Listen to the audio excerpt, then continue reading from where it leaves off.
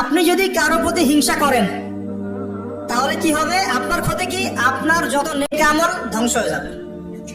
হিংসা সেভাবে নেক আমলকে পুড়িয়ে দেয় যেমন করে আগুন কাঠকে পুড়িয়ে দেয়। হাদিস শুনেছেন হাদিসটা? হিংসা সেভাবে নেক আমলকে পুড়িয়ে দেয় যেভাবে আগুন কাকে পুড়িয়ে দেয়?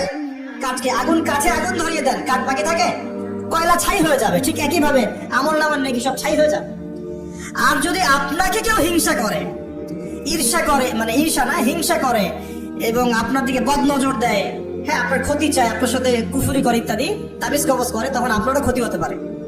চোখ লাগলে, বদনজর হলে, তাবিজ কবজ, আপনার ক্ষতি হতে পারে। আর এই ক্ষতি থেকে আপনি বাঁচবেন কিভাবে? এটা তো আপনার হাতে নাই, তাই না? কেউ যদি আপনাকে ঈর্ষা হিংসা করে, এটা তো আপনার হাতে নাই, আছে? নাই। একটা উপায় হচ্ছে মানুষের থেকে নিজেকে যত পারেন আড়াল করার চেষ্টা করেন। এই যে বারবার বলি না, এত শোডাউনের দরকার নাই, ফেসবুকের দরকার নাই, অনলাইনের এই যে ছবি টবি দরকার নাই, এমনি এমনি বলি না। আমরা চাই যে মানুষ থেকে যতটা করে আড়াল হতে, যতটা সম্ভব। কারণ এখন তো এর চেয়ে বেশি কিছু পাচ্ছি না, এতে ক্ষতি আছে, মানুষের চোখ লাগে। এখন আপনি বাঁচবেন কিভাবে? প্রতিদিন সূরা ফালাক, সূরা নাস, ইখলাস সকাল সন্ধ্যা 3 বেলা করে, সকাল সন্ধ্যা 3 বার করে সূরা ফালাক, সূরা নাস, সূরা ইখলাস। প্রত্যেক নামাজের পর আয়াতুল কুরসি, ঘুমানোর আগে আয়াতুল কুরসি, সূরা বাকারার শেষের আয়াত, সূরা মুলক। এই যে কোরআনিক চিকিৎসাগুলো আপনি যদি গ্রহণ করেন, ইনশাআল্লাহ তাআলা আপনি চোখ লাগা থেকে বাঁচবেন। ইনশাআল্লাহ ইনশাআল্লাহ আপনি বদনজর থেকে বাঁচবেন, হিংসার কুপ্রভাব থেকে বাঁচবেন ইনশাআল্লাহ।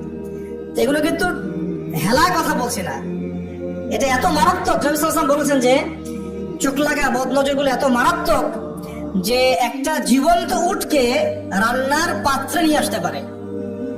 এত ডেঞ্জারাস, এত ডেঞ্জারাস। তো হিংসা করবেনও না, হিংসা শিকারও যেন না হন। এই জন্য সূরা ফালাককে বেশি বেশি তেলাওয়াত করবেন। কুল আউযু বিরাব্বিল ফালাক মিন শাররি মা খালাক ওয়া মিন শাররি গাসিকিন ইযা ওয়াকাব ওয়া মিন শাররি নাফাসাতি ফিল উকদ ওয়া মিন শাররি হাসিদিন ইযা হাসাদ। আমি হিংসুকের হিংসা থেকে আল্লাহ তোমার আশ্রয় চাচ্ছি যখন সে হিংসা করে। পারবেন ইনশাআল্লাহ? আর কি করা যাবে না? আল্লাহর নূর মারিফত পেতে হলে অহংকার করা যাবে না। কি যাবে না? আল্লাহ পাক সব পছন্দ করলে অহংকার পছন্দ করবেন না। আল্লাহ পাক অহংকার পছন্দ করবেন। আল্লাহ পাক অনেক পাপ মাফ করে দিতে পারেন। অহংকার আল্লাহ পাক খুব কঠিন ভাবে ধরেন। আল্লাহ পাক খুব কঠিন ভাবে অহংকারীকে আল্লাহ পাক কখনোই পৃথিবীতে টিকতে দেন নাই। অহংকার আল্লাহ পাকের চাদর, এটা ধরে কেউ টান দিতে পারে না। তো মনের মধ্যে যদি অহংকার থাকে, কোশ্চিন কালেও ডিগ্রি সার্টিফিকেট অর্জন করেও আল্লাহর নূর পাওয়া যা, আপনি খিদির হতে পারবেন না, সিচুয়েশন বুঝতেও পারবেন না, সলিউশনও বের করতে পারবেন না। একজন সত্তার কথা বলে দেই, আমি আলোচনা গুটিয়ে নিচ্ছি আস্তে আস্তে ইনশাআল্লাহ। একজন সত্তার কথা বলি, ইবলিস নাম আছে, মনে আছে? ইবলিস, সে কি আল্লাহর একজন আবেদ ছিল না? ইবাদত করে নাই? তার জ্ঞান ছিল না? প্রচন্ড জ্ঞানী ছিল, আল্লাহ পাকে প্রচুর ইবাদত করেছে। কেন জাহান্নামী হলো? কি কারণে জাহান্নামী হলো?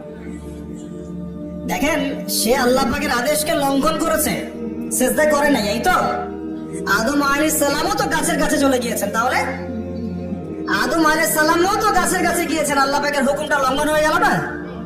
ইবলিসও তো লঙ্ঘন করেছে। তাহলে উভয়ের মাঝে কি পার্থক্য?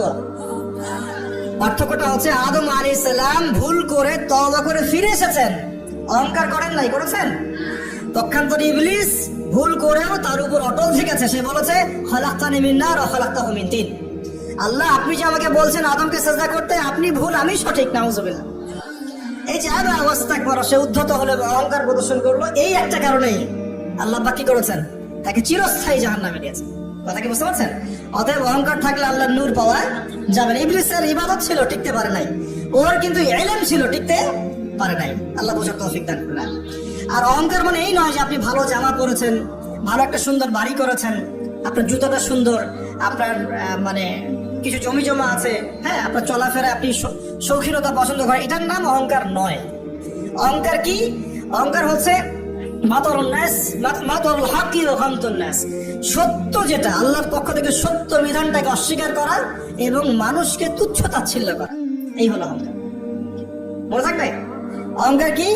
সত্যকে প্রত্যাখ্যান করা এবং মানুষকে কি করা?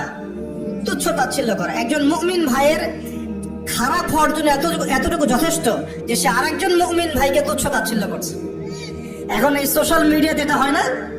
সোশ্যাল মিডিয়া মানেই হচ্ছে যাকে পাও ধুয়ে দাও একদম, মানে এর মধ্য দিয়ে দিনের কি যে খেদমত করতেছে আল্লাহ ভালো জানে। অথচ আপনি তারে বসায় দেন এসব চেয়ারে, দেখেন কয়টা লাইন বলতে পারে এখানে বসে, দুটা হাদিস মুখস্থ করতে দেন, 40টা আয়াত মুখস্থ করতে দেন, দিনের জন্য একটা বই লিখতে দেন। মানে এখন দেখবেন এমন একটা যুগ চলছে, যারা কাজ করে ওরা বেশি সমালোচনার শিকার হয়, যে কাজ করে না ওর কোনো সমালোচনাই খায়। অন্তরটা পবিত্র হবে ইনশাআল্লাহ আযজা ওয়া জাল। হিংসা করা যাবে না, আল্লাহ নূর পেতে হলে অহংকার করা যাবে না। 3 নাম্বার একটা জিনিস বলে দেয়, কি করা যাবে না, কাউকে অপবাদ দেওয়া যাবে না। কাউকে কোনো মিথ্যা অপবাদ দিলে অন্যের হকে আপনি দায়গ্রস্ত হয়ে যাবেন, তখন অন্যের হকের দায়গ্রস্ততা পূরণ করতে আল্লাহর কাছে আপনাকে কঠিন বিচারের সম্মুখীন হতে হবে। অন্যের উপর অপবাদ দিলে, অন্যের নামে গীবত করলে এবং সমালোচনার অপসংস্কৃতির চর্চা করতে থাকলে আল্লাহর নূর পাওয়া যাবে না। 4 নাম্বার কি? 4 নাম্বার পরশ্রী কাতরতা। অন্যের সুখ দেখে, উন্নতি দেখে, অগ্রগতি দেখে আপনার সহ্য হয় না, চলে। ঠিক আছে, এইরকম মিন মাইন্ডেড মানে ছোট লোকের মনোভাব থাকলে কোশ্চেন কালে আল্লাহর নূর কলবে আসবে না। আর 5 নাম্বারটা হচ্ছে মানুষের প্রতি দয়ালু হতে হবে। কি হতে হবে? দয়ালু। দয়ালু মানে কি? যে সবাইকে আগে নিজের ভাই মনে করতে হবে। একজন ব্যক্তি পলিটিশিয়ান হোক, মিলিটারি সেক্টরে থাকুক, পুলিশ হোক, বিজিবি হোক, আনসার হোক, সাধারণ মানুষ হোক, যুবক যুবতী, কিশোর কিশোরী যেই হোক, এদেশের সবাই আমার আপন ভাইয়ের মতো, সবাই আমাদের ভাই, সবাই মুসলিম ভাই। হ্যাঁ, ওদের মধ্যে মাযহাবী পার্থক্য থাকতে পারে, তরিকার পার্থক্য থাকতে পারে, পলিটিক্যালি পার্থক্য থাকতে পারে, মতাদর্শের পার্থক্য কি থাকতে পারে না? থাকতে পারে। সবার মত কি একরকম হতেই হবে? কিন্তু তারা সবাই আমার মুসলিম ভাই।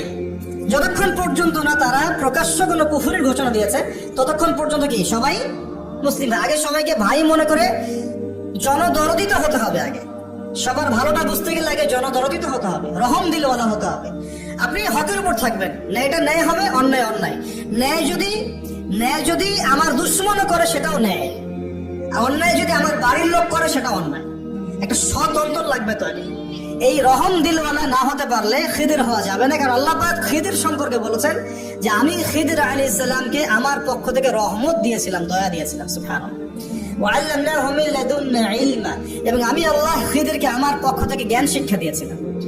তো এই কয়েকটা বিষয় করা যাবে, আর কিছু কিছু বিষয় করা যাবে না। এগুলো যদি মেনে চলতে পারি ইনশাআল্লাহ আমাদের কলবের মধ্যে আল্লাহর পক্ষ থেকে আল্লাহর নূর আসবে। সেটা হলো কোরআন একটা সূরা আছে, সূরার নামই হচ্ছে সূরা নূর। কি নাম? এই সূরার উপর যদি আপনি আমি আমল করতে পারি ইনশাআল্লাহ তাআলা আল্লাহর নূর এবং মারিফত পাওয়া যাবে। কেন পেতে হবে এগুলো? কারণ এগুলো পেলে আমরা সেটা দেখবো যে সবাই দেখতে পারবে না, আমরা সেটা শুনবো সবাই সেটা শুনবে না, আপনি সেটা উপলব্ধি করবেন সবাই সেটা উপলব্ধি করতে পারবে না। বাহ্যিকভাবে সবাই একটা কিছু বুঝবে, কিন্তু আপনি রিয়েলিটি বুঝতে পারবেন যে আসলে বাস্তবটা কি হচ্ছে। এবং বাস্তবতা বুঝতে পারলে পরেই আমরা ইনশাআল্লাহ তাআলা ওই ফিতনাগুলো চিহ্নিত করতে পারবো, সেখান থেকে বাঁচার পথ খুঁজতে পারবো ইনশাআল্লাহ।